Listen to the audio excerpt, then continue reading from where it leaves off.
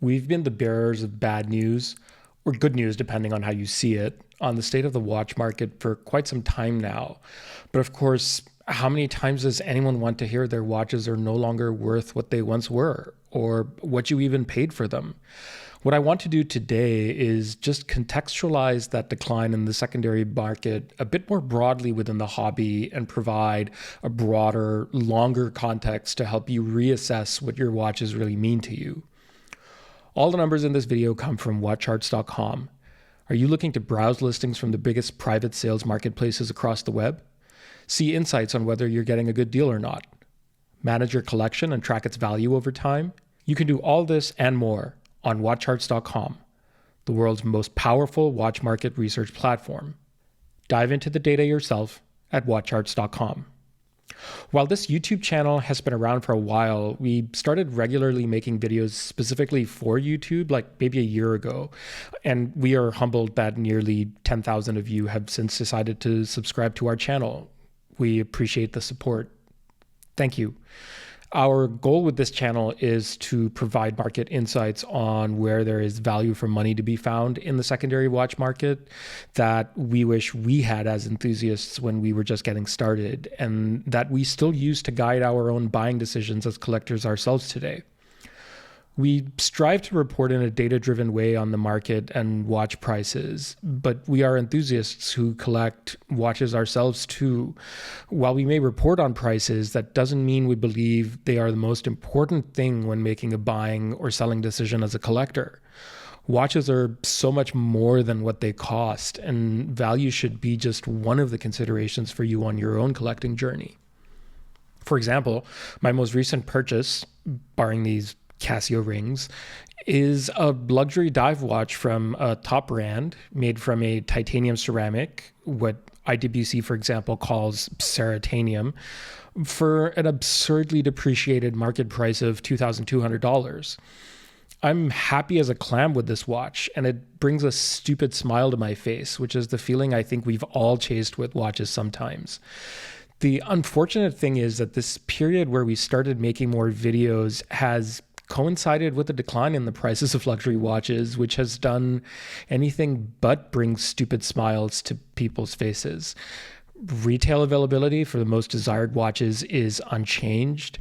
Several dealers were squeezed out of the market, and everyone's watch portfolio is worth less today than it was 18 months ago. No one likes bad news, and often not its bearer either. For myself, I've collected watches for sentimental reasons, because I'm interested in collecting different types of escapements, and because I too like a big shiny hunk of metal on my wrist that my blizzard brain thinks looks pretty on me. Here, I'll walk you through some of the watches in my collection and my gains and losses in value. As a collector, value hasn't been my highest priority over the years that I've been collecting, and so I've lost money on watches, but in the process, I've learned some very valuable lessons that I would not have learned had I not necessarily purchased the watches that I have and lost the money on them that I have. Sometimes it is the right thing to do to prioritize value retention. For instance, the Rolex purchases that I have made, I felt entirely comfortable spending that much money on those watches. And so when I'm thinking about spending that much money relative to my purchasing power, that's a consideration. But sometimes it's the right thing to do to buy pre-owned and get the best value for your money.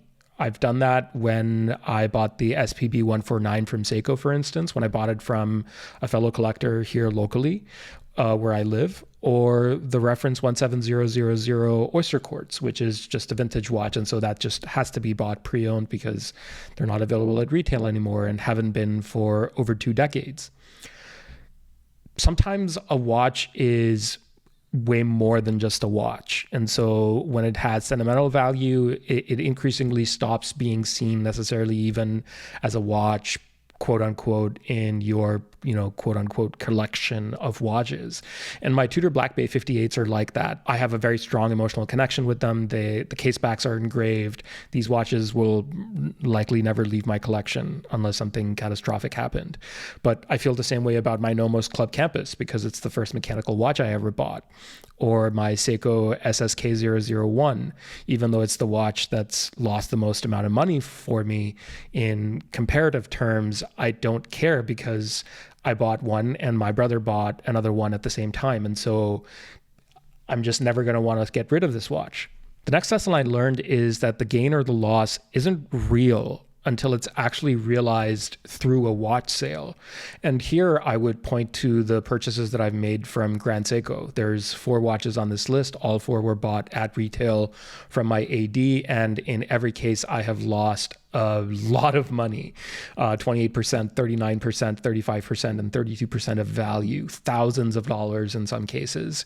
And regardless of the lessons that I learned from owning and wearing and experiencing each one of these watches that was special in its own way, it's not that I've actually lost any of the money because I still own these watches. And so if I could somehow convince myself today that I want to hold on to them for the long term, then I would never sell them. And so I would never actually realize the numbers that you see on the screen here.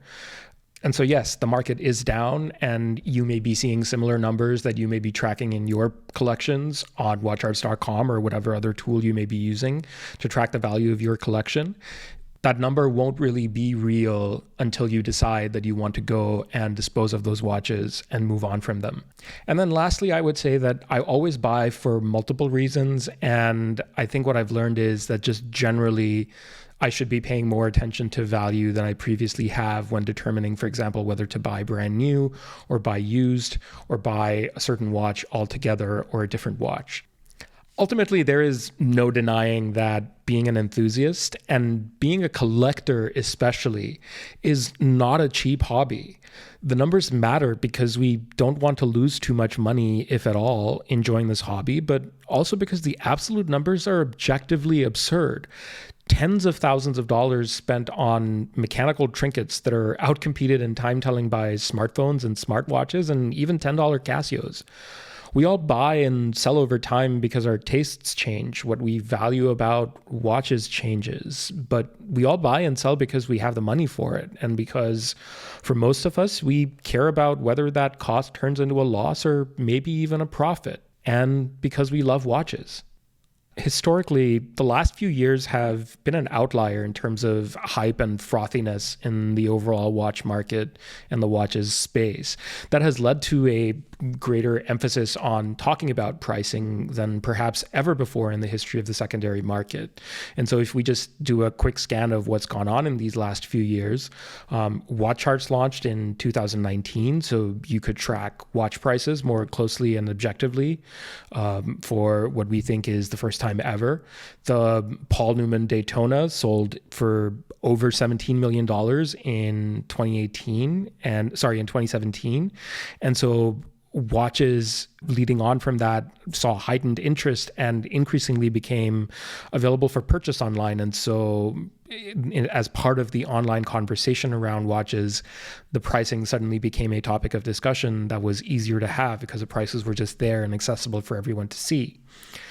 And this point can really be driven home if we show you the complete price history that we have for the Rolex reference 116610 LV, the Kermit, that goes back to 2011. And so that's over a decade into the past from today. And so from 2011 to 2018 or thereabouts, the price movements in this watch were unremarkable. Essentially, the price stayed flat. And then starting in 2018, as it has to be said, these watches became, successively older and therefore came to be seen as being in the neo vintage category, perhaps, especially the ones that are from the earlier production years. The market price of this watch started to rise and it doubled, and then it nearly doubled again at the peak of the market. And that growth eventually proved unsustainable, and market has been in decline and correction ever since early 2022 as a result.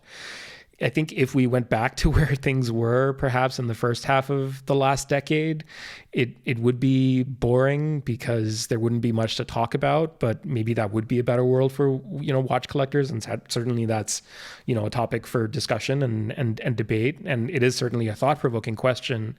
But we also don't foresee as tumultuous a period or tumultuous an environment for the foreseeable period of time as we have perhaps lived through in the last 18 months, where there was elevated volatility relative to the overall historical trend. So temper your expectations, question why you're buying a watch. Is it for investment? Is it for sentimental value? Or is it purely out of enthusiasm and excitement for what the watch is? Don't let losing money surprise you, because that is historically what buying and selling watches has meant. And don't let losing money stop you from collecting watches, because it certainly hasn't stopped me. Thanks for watching.